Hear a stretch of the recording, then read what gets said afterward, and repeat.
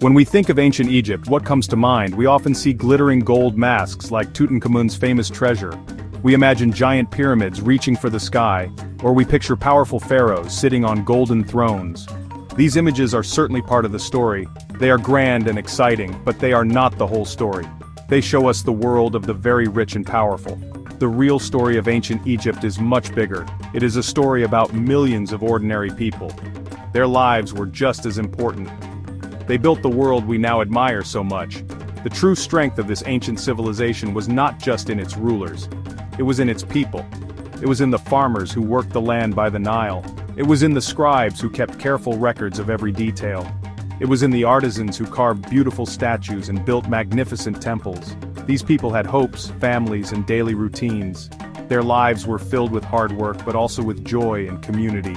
To truly understand ancient Egypt, we must look past the pharaohs and pyramids. We need to step into the bustling villages and busy workshops. We need to see how everyday Egyptians lived, worked, and worshipped. Let's pull back the curtain on this fascinating world. We will explore the real lives of the people who made Egypt great. How was their society organized? What did they believe about their gods and the afterlife? What jobs did they do, and what were their homes like? By answering these questions, we can get a much clearer picture. We will see that ancient Egypt was not just a land of monuments, it was a living, breathing society. Its legacy was built by the hands of countless individuals, each with their own story to tell. So, forget the Hollywood movies for a moment. Let's travel back in time, not to a palace but to a simple village on the banks of the Nile. Here, life was shaped by the rhythm of the river and the changing seasons. It was a world where family, community, and religion were connected in every way. This is where the real magic of ancient Egypt happened. It was in the strength and spirit of its people. Their daily efforts and beliefs were the foundation upon which the entire kingdom stood for thousands of years.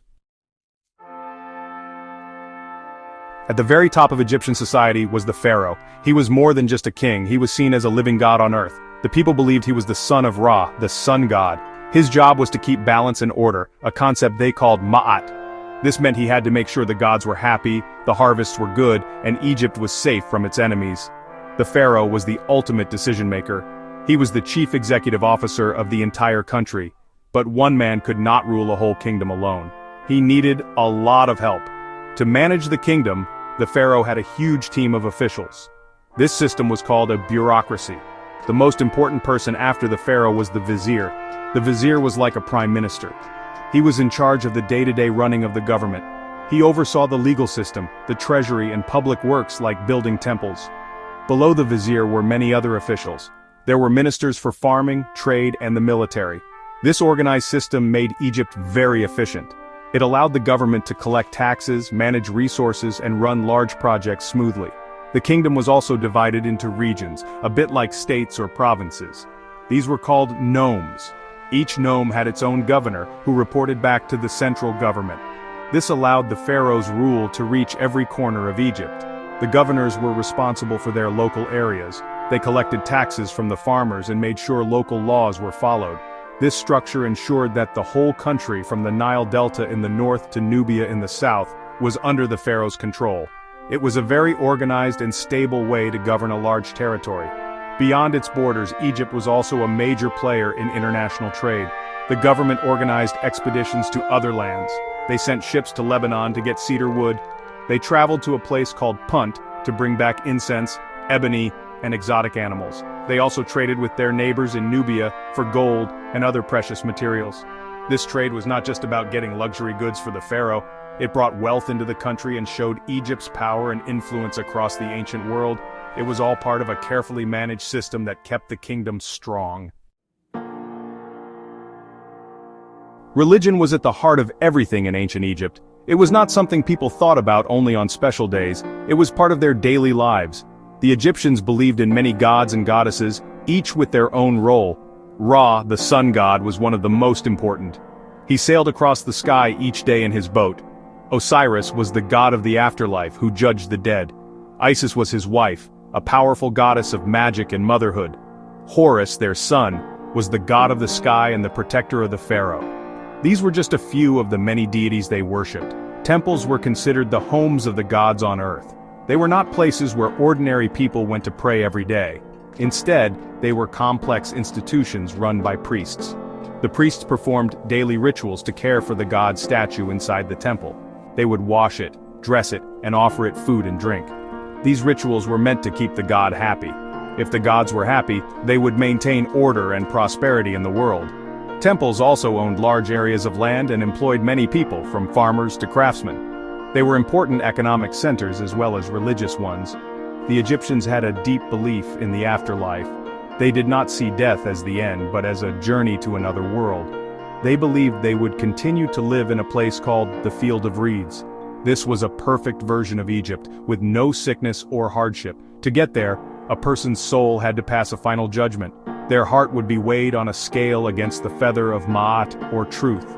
If the heart was lighter than the feather, they had lived a good life and could enter the afterlife. If it was heavier, their heart would be eaten by a monster and their soul would be lost forever. To prepare for this journey, the Egyptians developed complex burial practices. The most famous of these is mummification. They believed that the soul needed its body to survive in the afterlife, so they preserved the body carefully. The dead were buried with everything they might need in the next world. This included food, furniture, tools, and even little statues of servants called shabtis. They also used a special collection of spells called the Book of the Dead. This was like a guide to help the deceased navigate the dangers of the underworld and reach the Field of Reeds safely. So what was daily life like for an ordinary Egyptian? Most people were farmers. Their lives followed the cycle of the Nile River. They lived in simple homes made from mud bricks. These houses had flat roofs where people could sleep on hot nights. The furniture was basic, some wooden stools, reed mats, and a few clay pots for cooking and storage. Their diet was also simple. They ate a lot of bread and drank beer made from barley. They also ate vegetables like onions and cucumbers, and fish from the Nile. Meat was a rare treat, usually saved for special festivals. Beyond farming, there were many other jobs. Skilled craftsmen were highly respected. There were stonemasons who built the temples, carpenters who made furniture, and potters who created vessels for daily use. There were also soldiers, sailors, and merchants. One of the best ways to improve your life was to become a scribe. Scribes were the few people who could read and write. They were essential for the government and temples. They kept records, wrote letters, and calculated taxes. A boy who learned to be a scribe could become a powerful and wealthy official, showing that social mobility was possible. Family and community were incredibly important.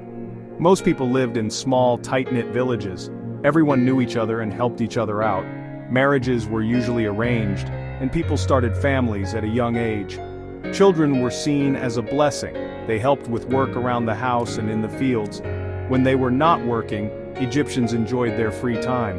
They loved music and dancing. They played board games, with Senet being a popular choice. They also enjoyed hunting, fishing, and storytelling. Life was not all work. In the end, the true wonder of ancient Egypt is not just its golden treasures or massive monuments. It is the story of a society that lasted for over 3,000 years. This incredible endurance came from its people. It came from the farmers, the artisans, the scribes, and the priests.